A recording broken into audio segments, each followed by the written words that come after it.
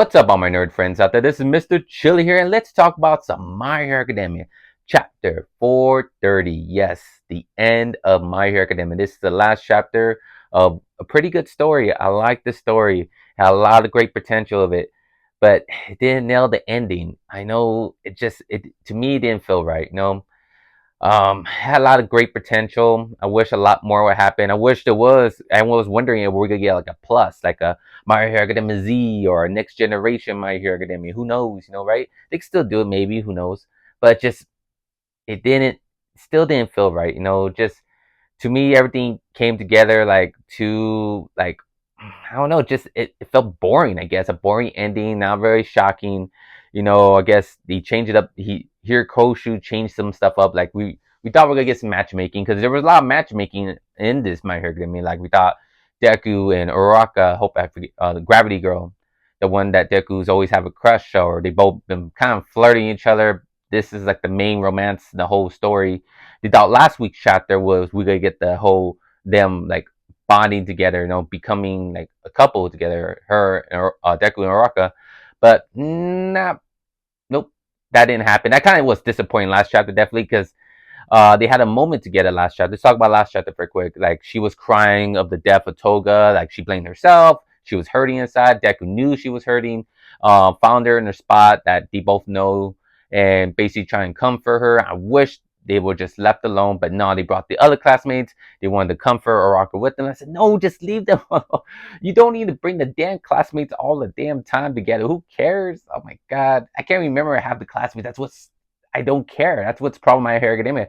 Your coach should try to get all the classmates involved, like make one big happy family. We're all friends. We all love each other. Power of friendship, and no one really cares how many of that. Like all those classmates, I can't even name them all. If you tell me name all the classmates, I can. Just the main ones I know by heart is Shoto, Baku, and Deku. And I'm trying to think of anything else.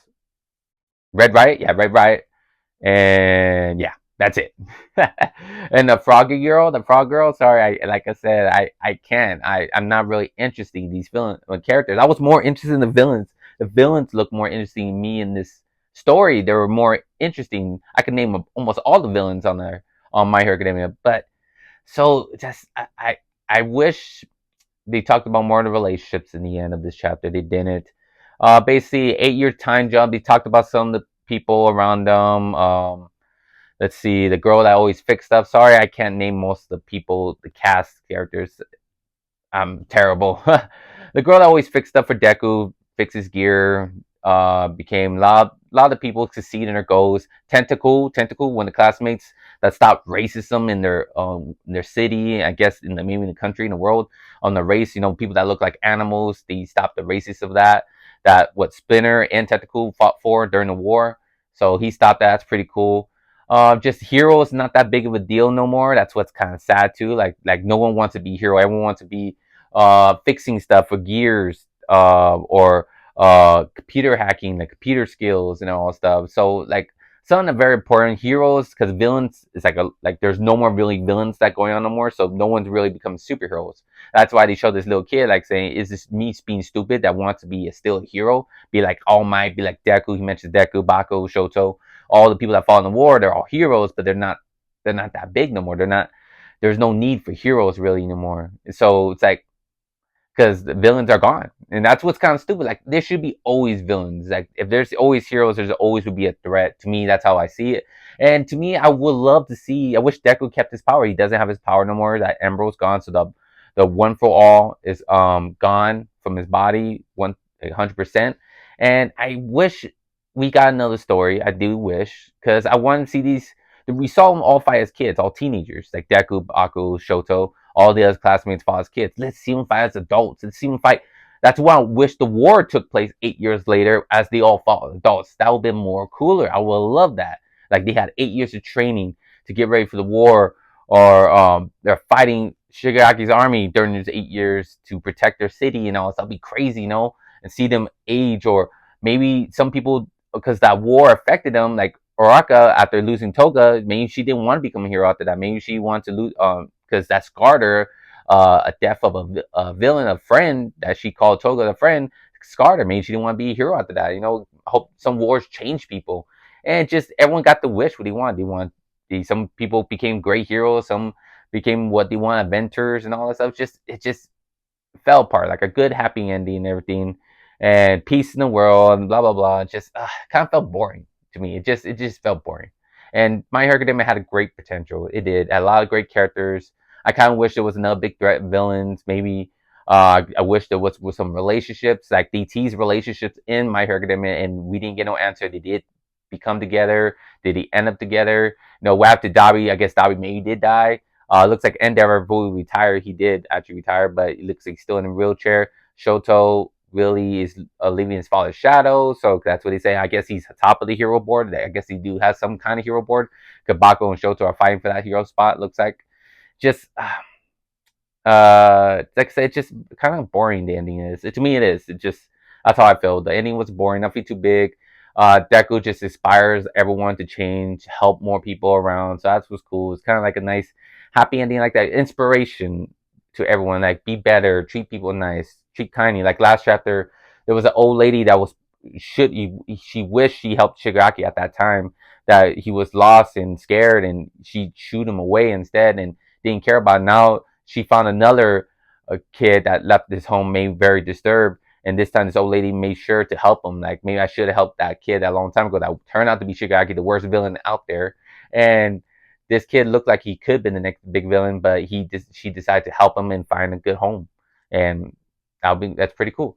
And so they changed a lot of the society, so that's pretty cool. That was the whole story about. That's because society failed these villains like Dabi, Toga, and Shigaraki.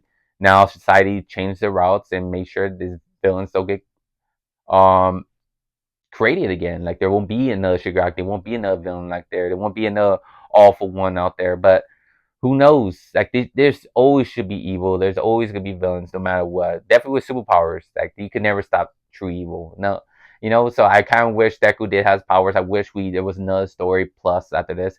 And what happened to the Star Strike's powers? That's another good thing because I remember Shigaraki still stole Star Strike's powers, but he couldn't really use it because it was a trap that Star Strike used. So he won't use that power against her or using anyone else. So he got rid of it and passed it on to someone. Maybe someone turned evil and got Star Strike powers. That would have been crazy. But yeah. So the ending wasn't that great to me. That's all I have to say. Boring, kind of boring. I wish there was more, but it's not. But let's talk about the whole My Hero Academia as a whole. I love the League of Villains. League of Villains was amazing. What if the League of Villains was around in My Hero Academia? I would not care for the whole story. I won't. Deku was an interesting character. I kind of wish he never got powers.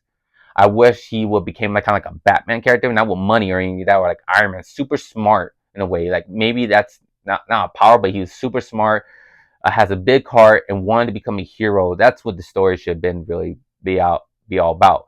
Like he trying to be a hero with no powers. Like everyone says, like right away, All Might said you cannot be a hero. Like I broke my heart. Like he wanted to hear yes, I could be a hero, but he said no right off the bat. To me, I think Deku should have like say, you know what, I'm gonna prove my hero, my favorite hero, wrong. I am gonna be a hero, and he just gonna take on the world, being with no powers, like trying to take on villains and join the hero school with no powers and fight it. And that'll be an epic story in my book, My Hero Academia. See Deku try and take all the villains and everyone with no powers and abilities and make armor suits and all that stuff. That'd be pretty cool.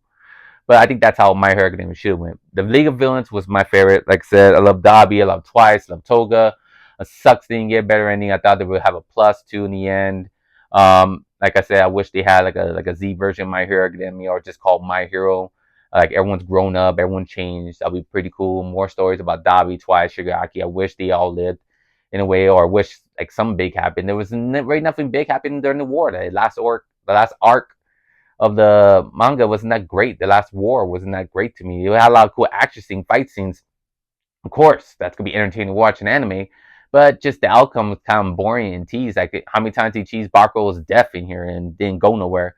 Uh, Endeavor, the fight between Endeavor and Dabi, at least that was tense, and the family almost all got killed, and so that was very intense. The death of Toga, I kind of wish Toga didn't die. I kind of wish she was the one that should have lived. I think Dabi should die. Definitely Dabi should have died the way he was looking, the corpse and all that stuff.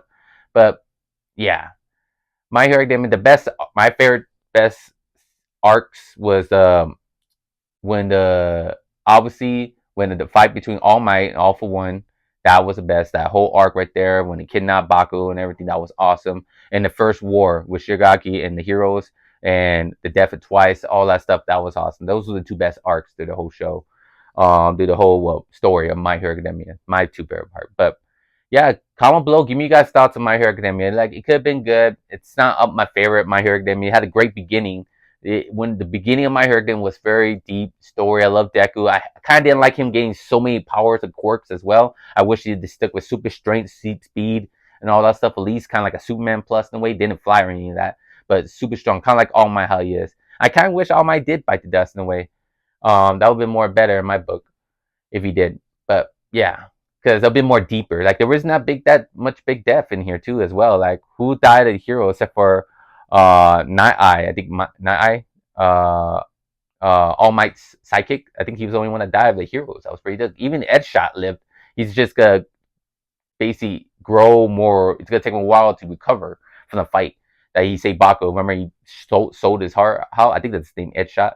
I could be wrong. Quote me. Forgive me if I'm wrong. But yeah, a lot of villains died twice. Obviously, Toga sucks. They both died. It's very sad. My favorite character, the villain, Shigaraki, said he all collapsed and died all for one.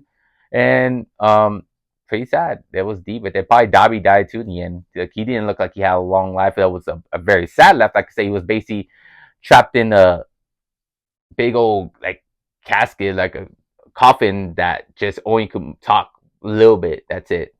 So it's like he should bite the dust for Toga. Toga should have been locked up, and they could have built that friendship of Raka and Toga over time, like trying to change her and to build that sister bond between each other. That'd been nice. That'd be nice. They should have done that between Toga and Araka. But yeah, comment below. Give me you guys thoughts on My Hero Academia chapter 430. Do you like it? Do you hate it? Give me all your thoughts. I like to hear it. But thank you all for watching. Please hit that like button. Subscribe to the channel, and I'll talk to you next time. Have a good day and good night. Remember, stay nerdy forever and nerds for life.